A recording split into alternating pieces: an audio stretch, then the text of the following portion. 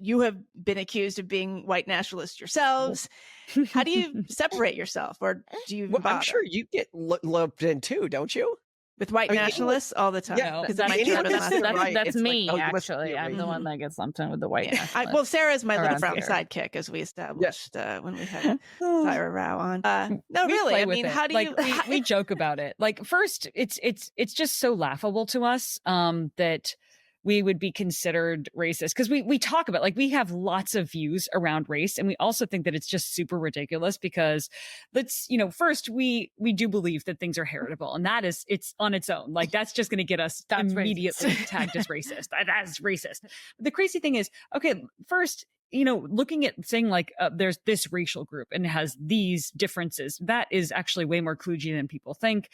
Second, differences, variations between groups on average can change so quickly based on selective pressures that we think racism is pretty dumb because it can change so quickly. So let's say that there, was some group that was just on average like the tallest, and there was some other group that on average had the fairest hair.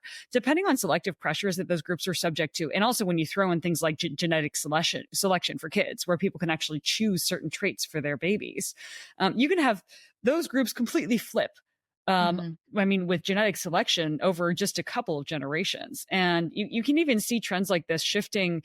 There's been some interesting research on the subject with immigration. When you look at populations from the same genetic pool that have immigrated out of those original nations and that have stayed, and you see then, okay, what are the different factors here, behavioral factors, et cetera. So racism is just so dumb. But then, what we tend to do is just court controversy and additional criticism and joke about things and kind of own them. Like, people accuse us of being associated with the Great Replacement theory, which, by the way, is super dumb. The Great Replacement theory, for those not familiar with it, is kind of like, oh, Western civilization and white people are going to be replaced by non-white people, which is so dumb because actually, okay, the cultures that were really afraid of going extinct and were genuinely concerned about a loss of diversity in the world are South Koreans, Emiratis, Jains, so, like Native Americans. These are not white groups. In fact, conservative white religious groups, that Western civilization-y ones, are the most protected from demographic collapse and disappearance culturally. So it's super fun. It's a super dumb theory. I should but clarify what she means by that. If you look at groups by income, typically the more money a group has, the lower its fertility rate is going to be. The groups that are affected the least by this trend are typically conservative Christian communities and conservative Jewish communities, which are predominantly white. Exactly. Right. So, it's nothing to worry about there. Most people think that trend line goes like the opposite way. It's important to point that out too. Yeah. Most people think that it's more. We need more money, which is why we're not, able to have more children. Yeah. It's really interesting. Really, what causes the opposite trend line is just that other groups have less money than white groups. But when you give them money, their fertility rate declines to rates lower than white groups. Exactly. We're seeing the entire world. I mean, this is why Latin America. I would predict that within 10 years, Latin America is going to be below the U.S. in terms of average fertility rate, just because this is often what we see in these countries. Yeah. So people are like, well, then Africa's just going to, be the population in the future. And we're like, yeah, not if Africa develops. In fact, birth rates in faster developing nations in Africa are falling faster than UN projections. So Africa is also screwed. And many of the top people in the prenatalist movement that we've met that are very prenatalist are Africans in Africa in various nations, because they're like, yeah, I'm concerned about this too. It's a genuine problem for everyone that is subject to basically industrialization. This isn't necessarily about like the number of dollars you have. It's sort of about how much you're leaving the home, really. But how much Simone, I want to talk about in your first point that you were making was just some statistics. So in the book, The Pragmatist Guide to Crafting Religion, in the appendix, we have a section where we go over tons of studies on this. But I think whether you are measuring the rates of the decline of IQ within the developed world, or you're measuring the polygenic scores associated with IQ in the developed world, or you are looking at how those polygenic scores associate with fertility rates of those individuals, because we can look at like polygenic scores associated with things like IQ and educational attainment over time in like data sets. It looks like we're probably going to have a 1 standard deviation decline in IQ in the developed world in about the next 75 years. And a lot of people are quite shocked at how quickly like genes can change when you have really strong selective pressures. And I'm like, this is why it doesn't make sense to be, because no matter what, if you take different populations, you're going to have slight genetic differences. or even just slight differences in terms of measurement. Like it could be just phenotypic and cultural between like IQ between various groups. And even let's point out, I just want to say, even President Obama during his time as president had this one quote where he commented during the Olympics about just how cool it was that there were so many different groups that were really different at performing at different things. Like, oh, like these are the fastest runners and these.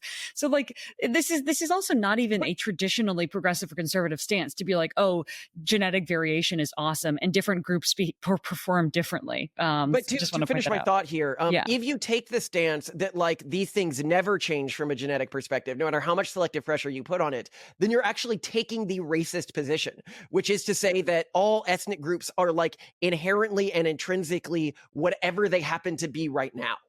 Yeah. I think there's just like a complete lack of curiosity around the issue in kind of a neutral sense, even, and it's part of the reason the discourse around it is so boring to me, and why, why I'm so exhausted with some of these conversations. But I appreciate you guys taking the time to like detail that out a little bit, because it's a pretty nasty slur to throw out on anybody that but here's even acknowledges that, like people have genetics, and genetics are, like our genes are heritable, and of course there are bigger and bigger groups of, first you have your family and that there's genes that are heritable, and then you expand outwards and you're going to see some groupings there as well. It was never intuitive to me why that would be such a third rail, and yet it is. And then the discussion around it is just so it's just so difficult to have. So good on you to two things to there, even though. touch and there. Yeah. The important thing is, because I kept hearing people, and this isn't just, so there are two reasons why we're accused of being racist. One is that we accept that genes exist and that traits are heritable. The second is that we will go to events that may also have people who are genuinely racist attending them. Okay. And when many times, people are like, well, that's proof, they're racist because they're willing to be in the same room as a racist. Mm-hmm. And I didn't understand how that could possibly mean anything, because our whole point is, how can you change someone's mind if you don't engage with them at all? If you don't engage with people who disagree with you, how do you find something like some middle ground there and start talking? I finally heard someone commenting on this in relation to our advocacy. Mm-hmm. And they basically said, like, well, how can you, if you spend enough time around a racist, you're going to become racist, which to us is so ridiculous because we know the facts, mm-hmm. and we just like, it is just so dumb to us. And it made us realize that a lot of the people that have this sentiment are probably themselves actually quite racist. And I think one of the reasons why people shut these conversations down so much, to your point, Sarah, is that they themselves are actually quite racist. But they feel, like they're part of the woke group. They're part of the progressive group. And we've seen so many examples of a lot of like kind of progressive stances toward racism and other racial groups are actually like kind of problematic to, colonize their word usage here. I think that there's a lot going on there that's actually really spicy, that gives me pause. So I find these conversations actually really interesting, because I'm like, what's going on in there? Like, are you actually struggling with racism here? But we also, like, our policy with this is not to take it personally, not to get hurt. We actually joke that we're part of the greater replacement theory, not the great replacement theory, but the greater replacement theory, which is that autists are going to inherit the future.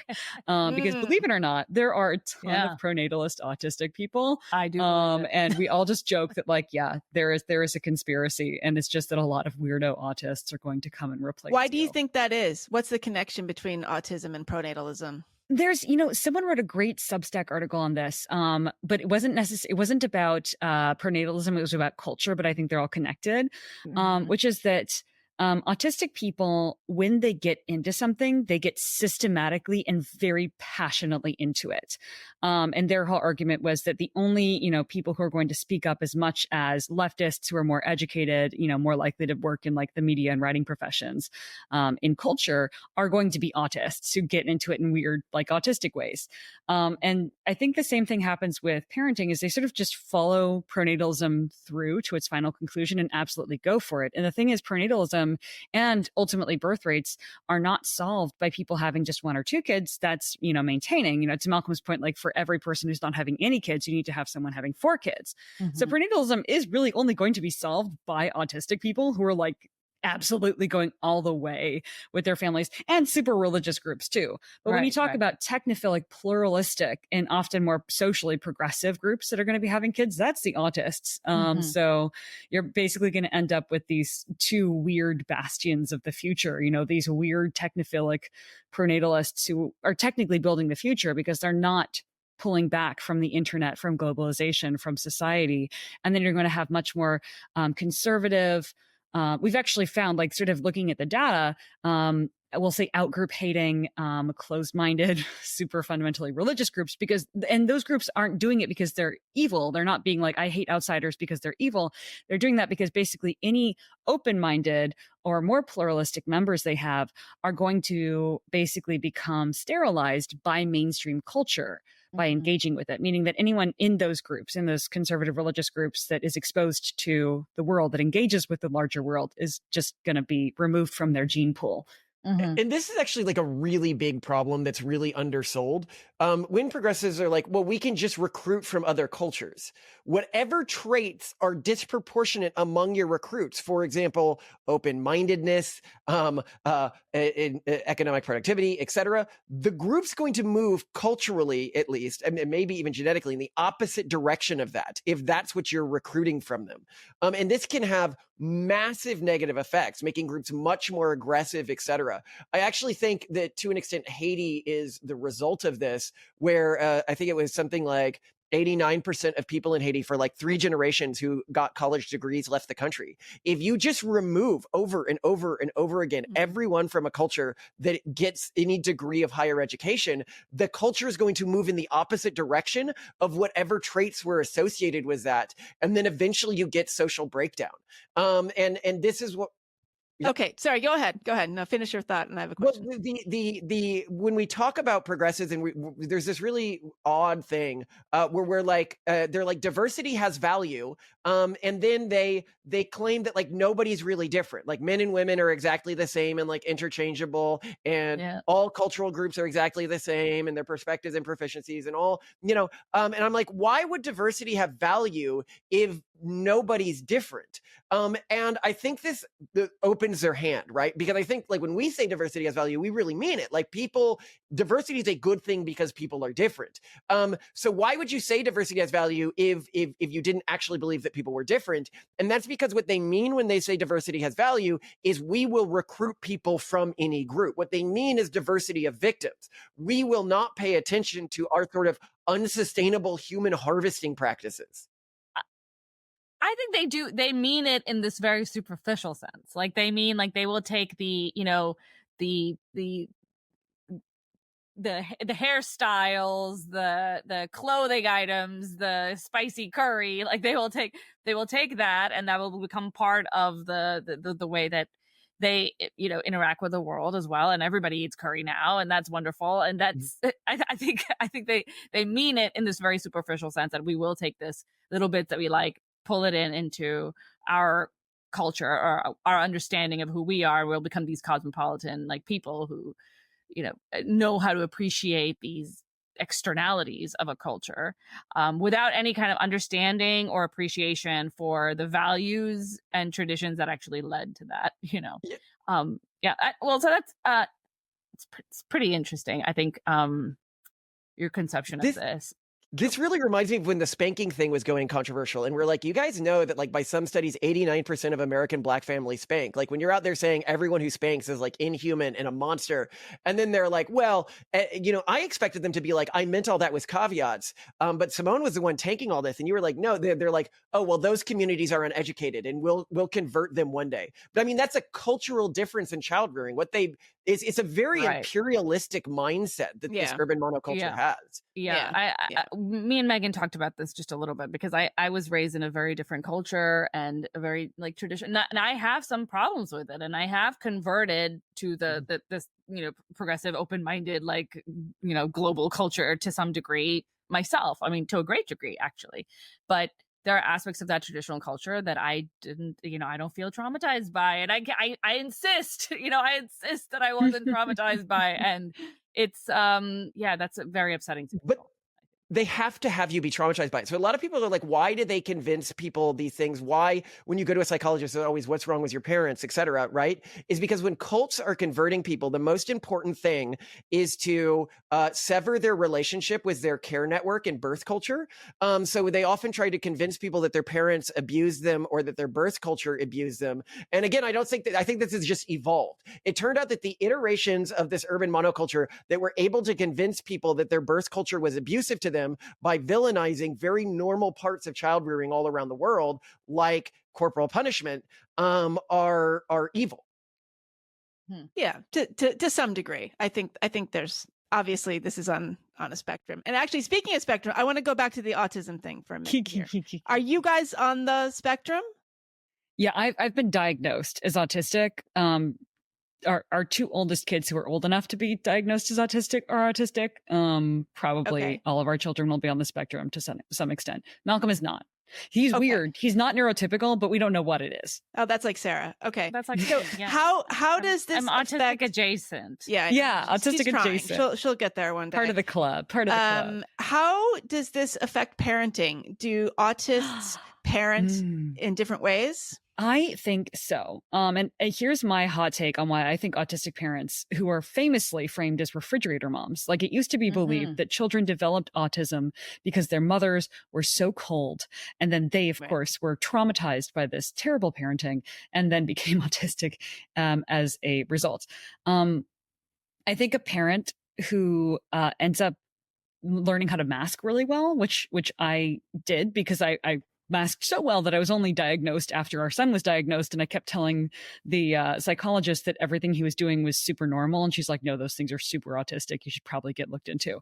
I think that masking makes an autistic parent incredibly great. So whereas most parents hang around their kids and are just themselves around their kids, I mask around my kids. So I'm acting like the perfect mother because every time I go into a social situation, I am acting like I think other people want me to be, which ultimately makes me a lot better around kids. It's exhausting, yes, but because Malcolm and I take turns and, we have a good support system and our like little self-made community, it works out.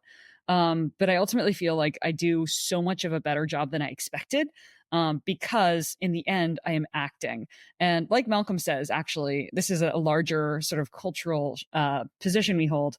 All culture is a LARP, a live action role-playing game, essentially, where you are acting like something. But after you sort of get in character and start to pretend to be something like a wholesome family, you really start to be it. And I think to a certain extent in our family, we all intentionally mask. We all intentionally are acting like a wholesome family. And in the end, we end up having a lot of fun together. Our kids are great and super happy.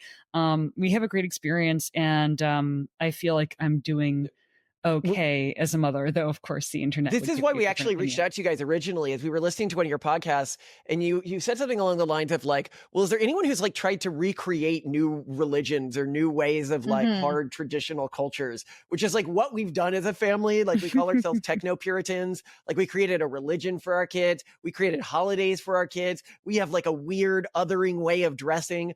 And we think that this sort of alternate cultural attempt is sort of necessary for pronatalism to work. Give me an example of the othering dress. So that's interesting to me.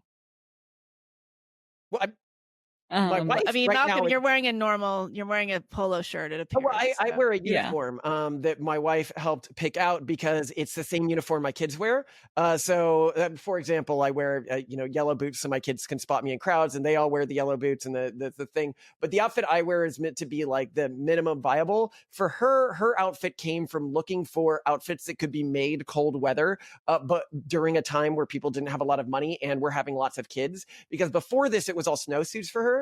But she couldn't wear those for kids, and she wore them when I was pregnant. Siberia, where you can get them cheaply. And she goes, "Oh yeah, well, when were people having a lot of kids and didn't have a lot of money?"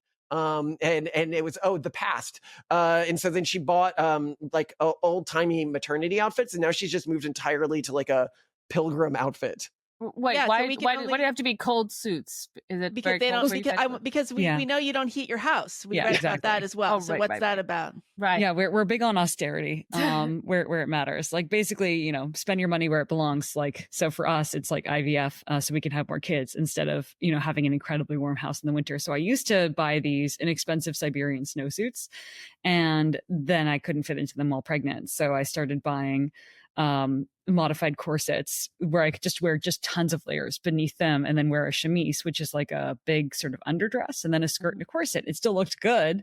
But yeah, I discovered they're incredibly comfortable and great for all temperatures. And so now I just wear them all the time.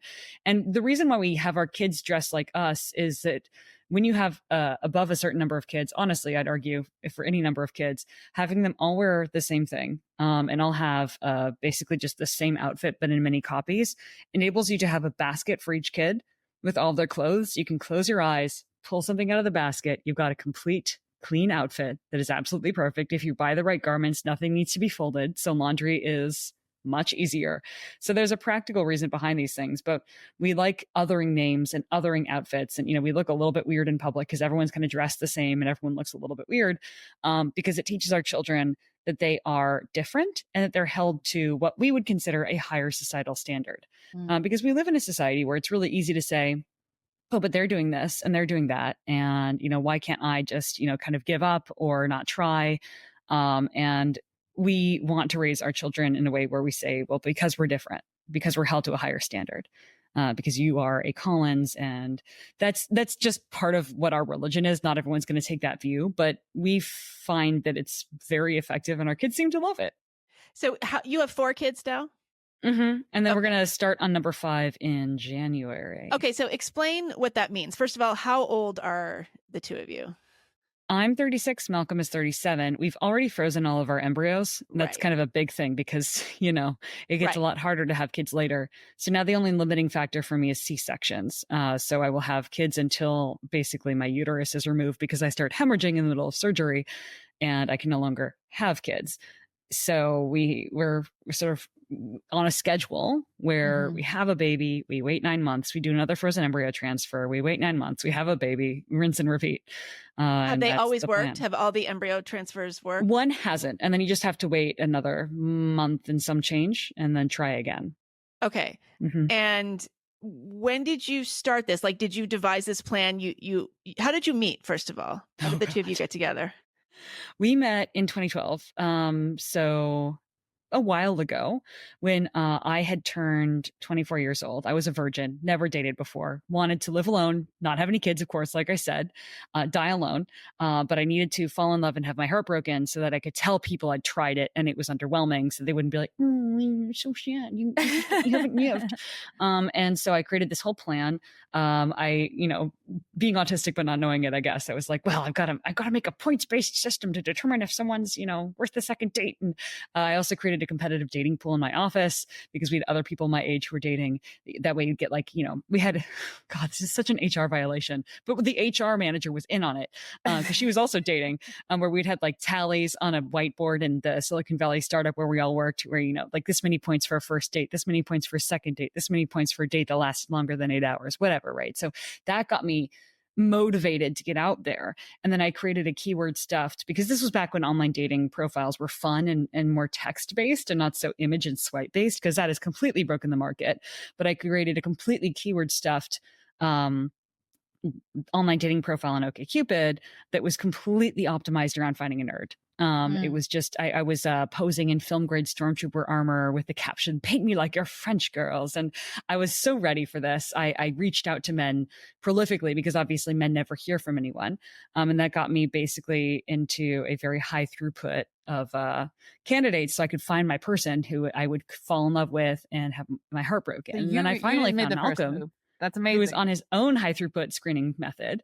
But as he told me on our very first date, he sits down across from me at dinner and he says, "Well, I'm not looking to date. I'm looking to get a wife. And I expect to find her this fall at Stanford, where there's a large pool of pre-vetted candidates.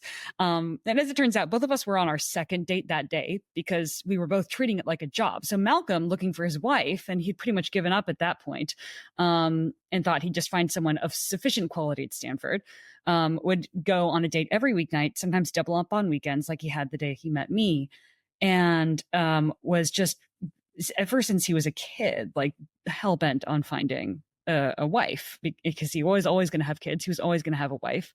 And I thought, this is going to be perfect. If he's going to find his wife at Stanford, then we have the entire summer, because this was in March of 2012. We can date. I'll fall in love with him, because he was like, I just immediately was infatuated with him. I mean, someone who's like so straightforward, so transparent. He's like the epitome of my type. I was immediately like head over heels in love with him. So I'd fall in love, have my heart broken. So a couple dates in, I'm like, listen, I will have sex with you if you promise to break up with me on July 31st. And he's like, yeah, sure. Yep. Okay, fine. But he did. He valiantly broke up with me on July 31st. He went off to Stanford. He reviewed the options. I had written all these letters to myself while we were dating each other and slowly falling in love, saying, you better stay away from him after the breakup date. Don't you even think about going back to him. Because I was so sure that I would like, go weak and, he'd come back to me for whatever reason. And I'd end up being like a side piece for him. And it was just, how humiliating would that be? A side piece to Malcolm while he's like dating some Stanford woman who's way better than me. But lo and behold, he did come back to me. And I don't even know if there was like a point at which we knew we were going to get married. It's just obvious that if he did come back and seriously date me, that we were going to get married. And the rest is history. My plan went terribly awry. Huge mistake. So that's an amazing story. Thank you for sharing that. How did the embryo harvesting plan come about, and why? Yeah, so we planned on, like most people, having kids naturally. We were super excited for that. Turns out that starving yourself and being super anorexic during your teen years probably doesn't help with fertility. I have what's called hypothalamic amenorrhea. So basically, I screwed up my endocrine system and my hormones when I was Skeletor as a teenager, and it's just never coming back online. So I have to brute force. I have to like take the same level of hormones as a trans woman to be a woman.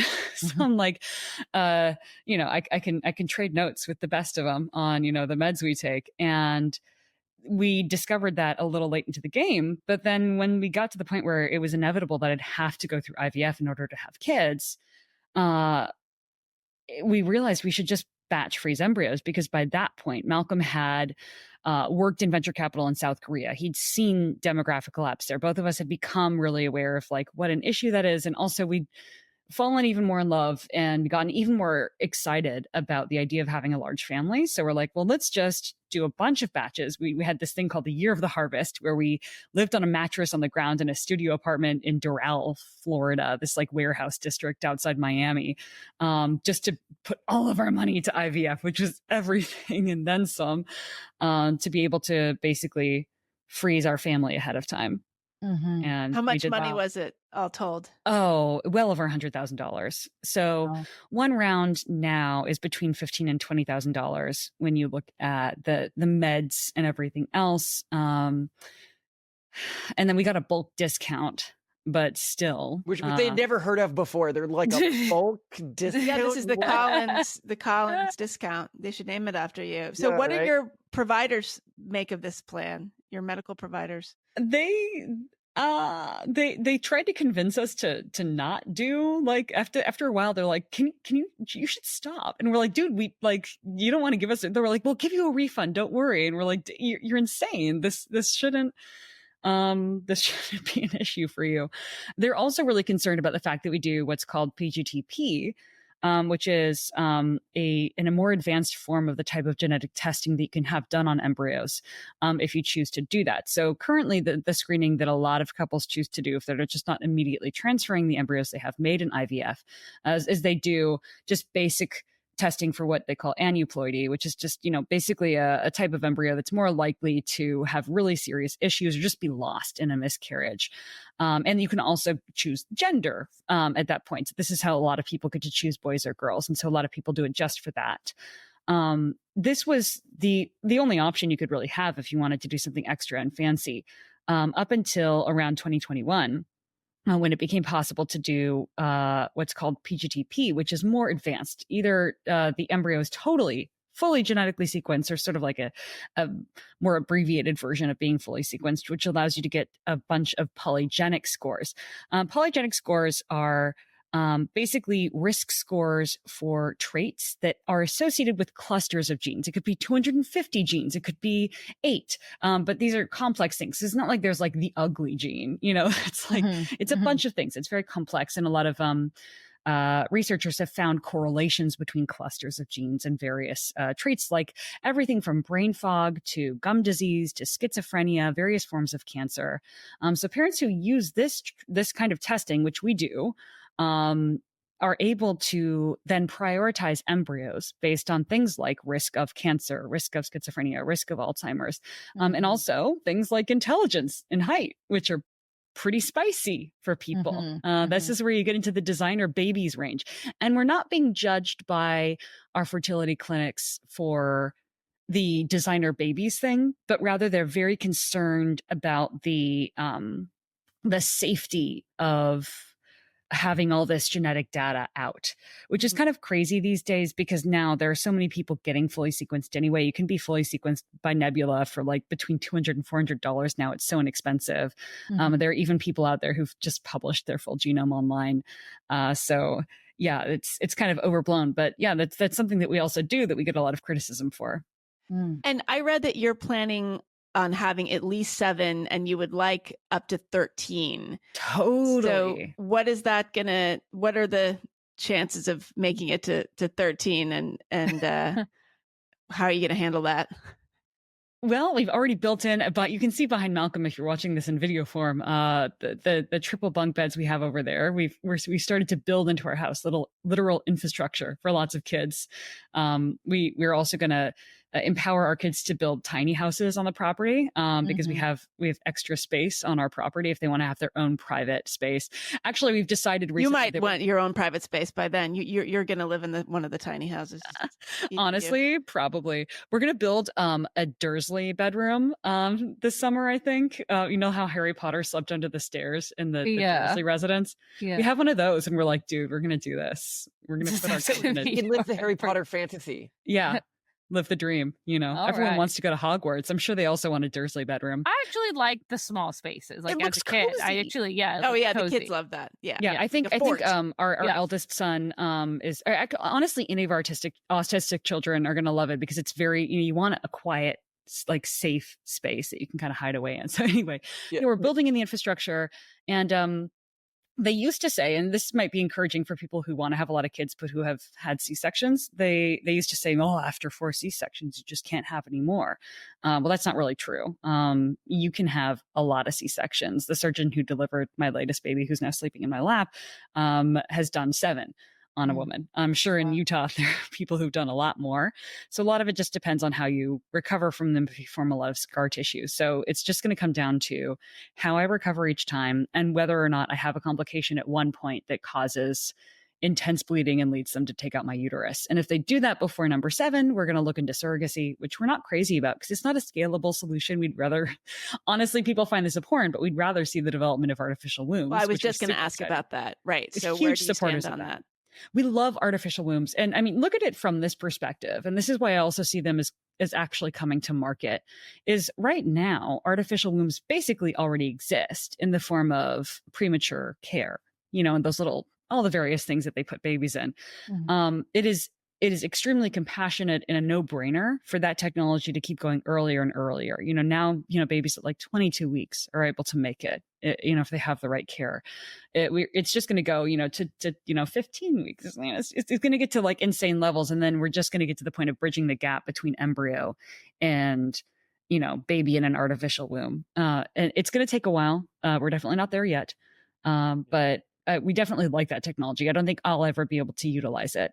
But we would love it. So we'll have to, I guess, consider surrogacy if before 7 I lose my uterus, but we're hoping not.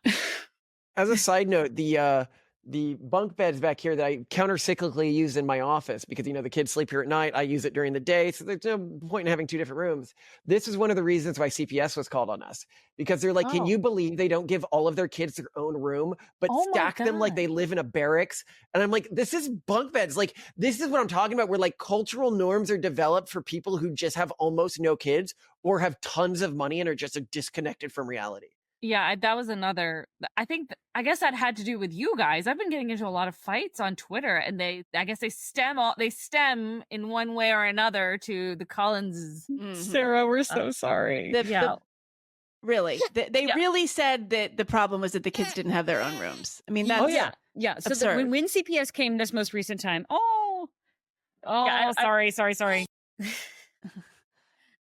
I fought with people about this, Megan. Like, that people think it's child abuse to have to share a room. Everybody had to share. I mean, that's most people. Yeah, it's like not the people screaming about it on Twitter. They think, God, what about a bathroom? We had only one bathroom in my whole house growing up. We all had to share one bathroom. Well, didn't you know, Megan, that the UN now has considered that a human rights abuse? Well, that's I'm gonna milk that as long as I can.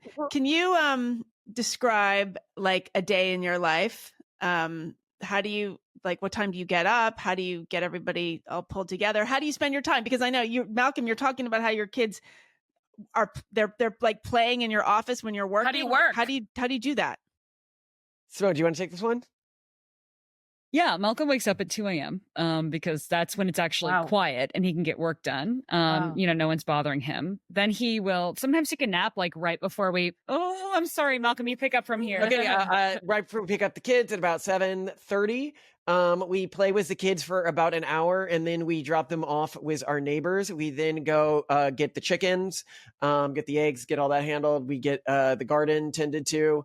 And then after that, we spend the day working till around 5 when we take the kids back.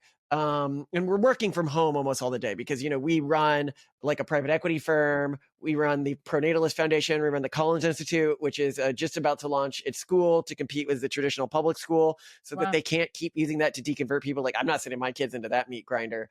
And then we also do the daily podcast based camp.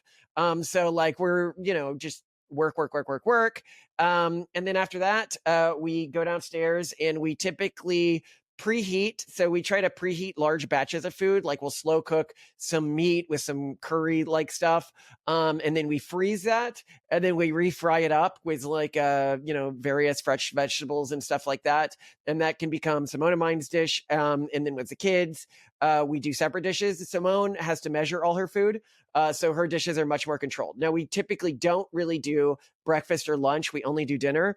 And then for the kids, we just let them take snacks as they need it. During the weekends, the kids stay with me pretty much the whole time. And they just like jump on me and play their games while I try to get a little bit of, like editing work done. Cause I can typically do that in a loud environment, although I can't like write or anything, 2 a.m. Wow. And this is the lifestyle you choose. Malcolm, you've always wanted this. Yeah, this is what you dreamt when you were a little boy. Yeah. Well, I only planned on like 3 or 4 kids when I was younger. But when I started looking at the demographic collapse numbers and everything like that, I was like, we sort of accidentally became advocates about this, mostly because no one else was talking about it. And then we're like, well, we need to lead by example. Like, I need to find out realistically, can you do this? Like, can you? That's why we stay away from things like surrogates. We stay away from things like fancy private schools. Is one of the questions for us is can you, like, is this financially realistic for the average American? And a lot of people are like, well, I don't have kids because I can't afford it. And I'm like, well, then why is it that the less money you have, the more kids you have, So it's this interesting scenario where I think what they mean by that is, well, I can't have kids without sacrificing my existing lifestyle and living like somebody of a lower socioeconomic group. And I'm like, yes, that is true. So that's a lot of our work here. But that gets into homeschooling. I mean, if it is difficult to live in a place where there are good public schools, there's the cost of housing in in regions where there are good public schools is prohibitive for a lot of people, then people say, okay, well, why don't you homeschool? Not everybody can do that. I hear you are doing that. I don't know if your kids are really old enough for that to be meaningful, but how does that work? First, I do not believe there are good public schools. I think there are public schools that score well on test results, but public schools are basically like sending your kids to another religion's church. If you're anything other than like the most woke extremist person these days, they are really, I think, dangerous psychologically as well, places for kids. If you look at the explosion of mental health issues and stuff like that, the norms that they are instilling in kids are not psychologically healthy, and they are the home of many predatory groups, which we can talk about or not if we want to get spicy. But we created our alternative to the public school system to be something that any parent can use and that doesn't require active teachers or active parental involvement. So it's meant to be a thing where you can send your kid to public school until they can learn to read. Then you plop them in front of this system, which is done like a skill tree, sort of in a video game. And it just educates them through their own desire and fun. Wait, so they're sitting in front of they have their own personal screens, or how does that work? Yeah. I mean, all of our kids have one sort of screen or something for themselves, and we got them each for like $100. They're like inexpensive, out of date tablets, and they are not, screens are not a bank breaker. So how do you feel about screens? Because that's very controversial. Obviously, people would say the kids should not have any screens. So I think that the screens themselves, I do not think are the problem. I think it's there are some types of addictive content that we call it child P. It was in our house, meaning that it is P for children. And if you have kids and you have left them on YouTube alone for a little bit, you will know what I'm talking about. It'll be like things being dipped in different colors of paint, or like marbles moving, or like it is something so mindless you couldn't imagine. Like it's clearly hacking some part of their cognition that adults don't have. And I think this stuff is incredibly psychologically damaging to kids. However, because like, why are kids engaging with it? Clearly it's fulfilling some sort of like stimuli thing where they think like this, that they evolved because it was causing them to interact with the environment and learn about like physics or something. But that these YouTube channels have hacked. Now, I think when you stay out of that, and some people will be like, all studies show it's all terrible. And I think that this is one of those things, whenever we're in like social psychology and anyone says all studies show X is terrible, I'm like, okay, well, that's not science, because that's not the way science works. Like when there's no edge cases, you have some sort of ideological motivation. This is why I didn't touch the spanking research. And now we know that basically it was bunk. So when I look at like the way my kids interact with screens these days, it's like, and I think you need to train kids how to interact with screens and have some parental intermediation. But, we'll do something like they'll eat a banana and then he'll immediately be like, how are bananas made? And then we do like banana, like growing and factory tours. He really loves factory tours now. And kids are like pre-programmed to like this stuff. And like, that's more information I had on the world than when I was a kid. Whenever something interests him, he's like, a bee, show me a documentary about bees. And so now it's bee documentary time. Yeah, that's so much more than what you can get immediately from a book, what you can get immediately from asking a parent. And the one study that we have seen that talks about screens in a not extreme way says that basically, reasonable amounts of screen time in which the parents and kid are interacting together around the screen are considered actually to be pretty okay, if not beneficial.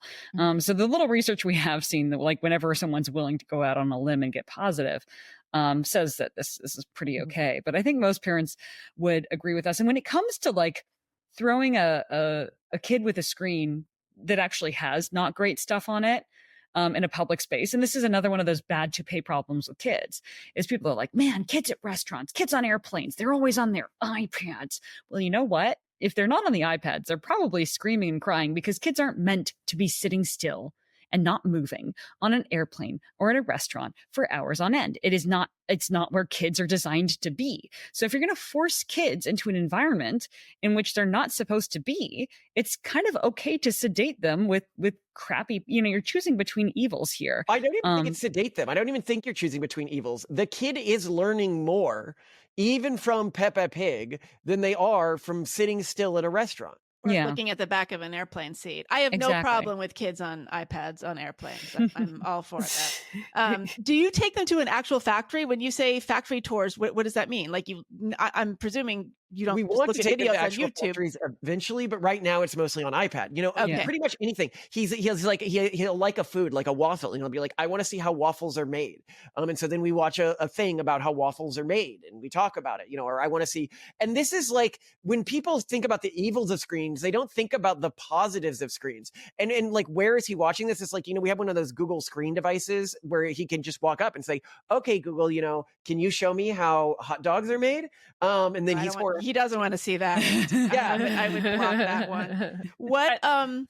What do they do with the neighbors all day? Did the neighbors also like work with them in like a pedagogical way, or what are their activities over there? With the neighbors, it's more childcare, and then once they get into formal schooling, they come over to us. So right now, our 4-year-old is in a transitional phase where we have him working with a tutor on phonics separate from the neighbor. And once he's able to sort of read and navigate information on his own, he's going to come back to our place and kind of self-direct his own education while working alongside us. Mm-hmm. So we're going to have older kids in our home as we work, sort of working with us, just living with us, like kind of it was always done for all of human history until very recently.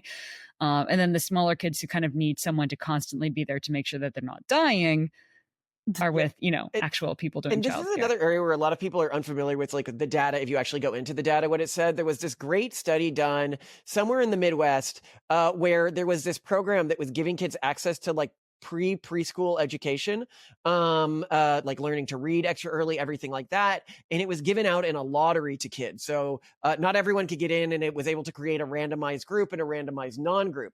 And everybody thought that the kids who got into these programs were getting this like amazing opportunity and like, oh, I'm so sad my kid didn't get in. Turns out the kids who didn't get in did like demonstrably better. And so it turns out with a lot of education stuff, these parents who are being like hyper aggressive about it are actually doing their kids a disservice. This is, I also think, why when you look at the studies of kids that have stay-at-home parents, specifically stay-at-home mothers, if you look at the breadth of the research on this, it appears to either be a neutral or negative effect, particularly with young girls. And somebody's like, how could it possibly be a negative effect? And I think it's because these kids are getting too helicoptered. And I think that the best type of parenting actually is low effort parenting. And once you adopt to these lower effort parenting strategies, you can begin to have more kids. It's just that we have treated each kid like they are little princes who need attendance all the time and need to be watched 24/7. And of course, we cannot stay high fertility at any sort of reasonable cost in that environment. Mm-hmm, mm-hmm. All right. I think we have kept you guys for a really long time. I could go on and on. This is so amazing. Wait, can I ask one last question though? And please, if you guys have anything to add, you should add it. So, I mean, the project here obviously is to have a lot of kids so they can have kids and those kids can have kids and we can, right the ship here. But so how upset are you going to be if some of your kids don't have kids? Not at all. I mean, a big thing that we hold is we're genuine pluralists, meaning if we're wrong, we want somebody to be right. And we feel the same way about other groups. Like we want other people to have different cultures and continue to do so in the future, because if we're wrong, then they're right. And, well, it's not a matter of being wrong, but like, what if? Well, but like would this feel totally, would the experience of parenting and having this family be worth it in and of itself if, just say hypothetically, and this is very unlikely, but say hypothetically, none of your kids went on to have kids? Would this still be worth that? There, if none of our kids want to have kids, as my wife always says, the first 18 years of a kid's life are a sales pitch for your culture continuing to exist. And they can end your culture either by deconverting or going to a different culture, or just not passing it on through having kids. And we are okay with living in a society where our kids have the choice to not follow our ideals. In fact, I would go even further than that. And while I would say, we were really off the mark of our kids choose to not have any kids at all. I would also say we are equally off the mark if our kids follow our cultural beliefs exactly. Like, I don't want my kids to have the same ideas I do. I want them to have better. Like, I think the point of kids is that we can intergenerationally improve and iterate. And if you're like, well, what if like half your kids end up having no kids? And I'm like, well, then their beliefs and ideas and cultures won't be represented in the future. You know, this is how sort of civilization works, and it's okay.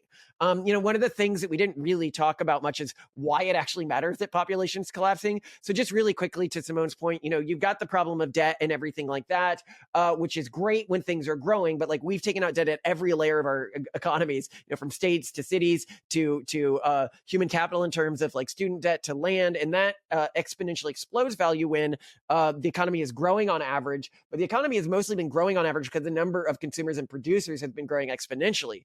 Their output has been growing linearly due to technology. A lot of people think it's exponential because the technology growth is exponential, but it's not. If this stops 3 levels off, we are looking at a collapse of the economic system, not like a depression, a collapse of the economic system. And then if you even get to like infrastructure, right? It doesn't cost half as much to run Manhattan if it has half the population. The sewer system still costs the same amount. The roads still cost about the same amount. So a lot of the infrastructure we've built up is going to begin to fall apart. So we are, from an economic perspective, and this is inevitable at this point, looking at a collapse of many of the systems that we've taken for granted.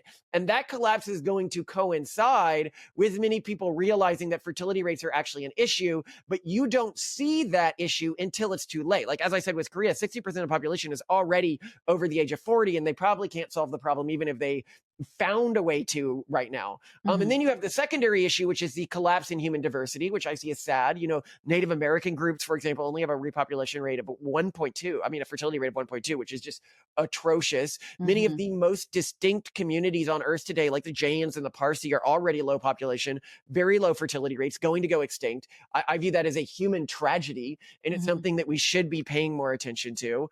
And then the final thing is what Simone was pointing out. If it turns out that the only way to stabilize fertility rates is to do things like take away women's rights, then cultural groups in the future will not have women's rights. And that terrifies me. If it turns out that education, like, oh, we can fix fertility rates, we just need to take away education, like, there are groups that are doing that right now and fixing fertility rates for themselves. If those are the only groups that get through this particular crucible, the future of human civilization is going to look, I think, a way a lot of people would think of as very dark today. Now, I culturally respect their choice. I think that there are ways to get through this crucible without doing all of that. But right now, the idea that you can have a high level of education, prosperity, gender equality, and high fertility is just that. It is a hypothesis, but no one has really done it yet. And so we encourage other families like, oh, you want us to follow this weird religion you created? Oh, you want us to? And we're like, no, like, we did that as one hypothesis. We want you to try a different hypothesis in case, as Megan says, in case our hypothesis is wrong, our kids all end up hating us, don't end up having any kids, and they just like, I want other hypotheses out there. And I think that that's what the pro-natalist movement really is. It's a connection or a network of families where our kids can all maybe go to summer camp together occasionally. And they realize in an environment where being weird is normal. What we are fighting for more than anything else is a future where people have the right to be weird, where weird is defined from distance from the dominant cultural group. And I think that this is something, just an aside here, where people are always like, why are all high fertility populations weird? Like, why are you weird? Why is Elon weird? Why are like the Amish weird? Why are the Haredi weird? And the answer is because you are defining weird from distance, cultural distance from the dominant cultural group. And if the dominant cultural group is incredibly low fertility, the only way to get through this crucible our species is facing is by choosing to be weird. The problem is whoever comes next may not be as understanding or imply the same sort of Pax de Romana that the dominant cultural group of our current times has done. And then we're all back at war with each other. And that's also why you can't afford to be technophobic to get through this crucible. Because a lot of groups are like, oh, we can just go back to the way we used to be. And I'm like, if you blinded yourself to get through the Valley of the Lotus Eaters, on the other end of this valley is a battle royale, basically. And you are going to be blind. It's going to be the people with the automated drone armies that end up, as we always point out, the Amish, while they may be high fertility, they're only allowed to be Amish insofar as the state uses violence to protect their land and property. Insofar they exist in this society. Groups that did not technologically keep up are not going to have the same amount of cultural autonomy. And so, we could go deep into like where we think things are going, but like I hope the pro-natalist movement can be this alliance of these groups that make it through the crucible while maintaining the value of pluralism, i.e. I am okay with people not like me existing, and maintaining sort of technophilic cultural norms. All right. Well, thank you so much. This has been great. That was a spectacular. I would love to come back on to talk about our weird religion and family practices. I know. And Yeah, like I want to that. hear more That'd about be the a lot of religion someday. So. Yeah, Well, you're welcome to definitely come have over to have our you. place at any time and celebrate one of our weird ass holidays with us. I'd love to. Nice. Oh, yeah, and Only you guys- only if the heat is on. I'm only coming in the summer though. Come in the so. summer when the fireflies are here. Yeah. That'll be Okay. good. or the crops, and you can have our eggs and all the fresh. We Yeah. love. We got an extra room to host you in. Mhm. Love to have you out. I want to sleep in one of those bunk beds. Are you kidding? I'm not. I know they're so fun. And they're full twin size. They're great. Yeah, Okay, you'll love perfect. it. You'll love it.